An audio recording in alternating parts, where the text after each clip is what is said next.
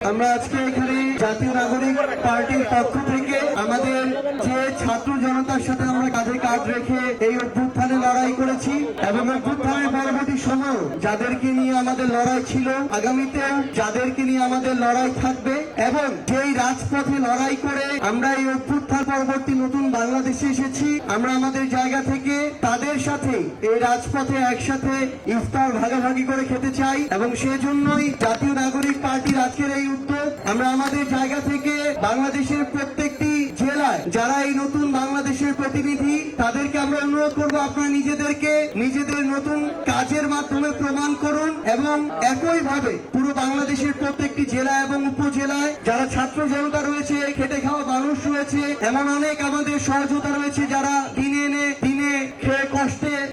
জীবন যাপিত করে, তাদেরকে নিয়ে আপনারা একসাথে ইফতার করুন। আমরা অল্প খাই কিংবা বেশি খাই, আমরা যেন একসাথে ভাগাভাগি করে আমাদের মধ্যকার যতটুকু সামর্থ্য রয়েছে সেটুকুর মধ্যে আমরা যেন ভাগাভাগি করে খাই এবং সেই দৃষ্টান্ত স্থাপন করতেই জাতীয় নাগরিক পার্টির আজকের এই উদ্যোগ। পুরো মাসব্যাপী আমাদের এই কার্যক্রমটি চলবে। আমরা শুধু একটি কথাই বলতে চাই যে যেই মাহাত্ম্য, যেই বার্তা নিয়ে এই মাহে রমজান আমাদের সামনে এসেছে, সেই বার্তা, সেই মেসেজ যেন আমাদের কাজের মধ্যে প্রতিফলিত হয় এবং পুরো পৃথিবীর যত মানুষ রয়েছে আমরা যেন নিজেদের মধ্যে বিভেদ, হানাহানি এসবকে এক পাশে রেখে আমাদের যে ভ্রাতৃত্ববোধ, মানবতাবোধ সেটিকে সামনে রেখে আমরা এগিয়ে যাই। সেই প্রত্যাশায় জাতীয় নাগরিক পার্টি তাদের জায়গা থেকে কাজ করে যাবে। সবাইকে অসংখ্য ধন্যবাদ।